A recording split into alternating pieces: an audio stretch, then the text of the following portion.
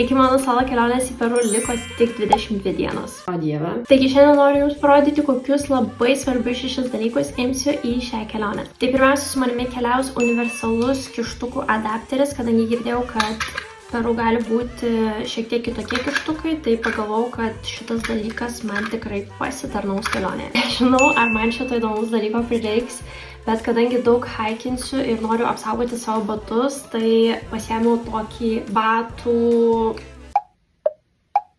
apvalkalą. Dar vienas dalykas yra tokios gumytės su nedideliu užtrauktuku ir kišenėlė, kur dažniausiai aš būnu įsidėjus pinigus ar šiaip kažkokius smulkius svarbius daiktus. Su savim imu kompresinius pakavimo kubus, nes kad mano rūbai bus storesni, tai reiškia, man reikės juos kažkaip suspausti ir sudėti į mano kuprinę ir tikiuosi, kad tai man padės sutaupyti šiek tiek vietos.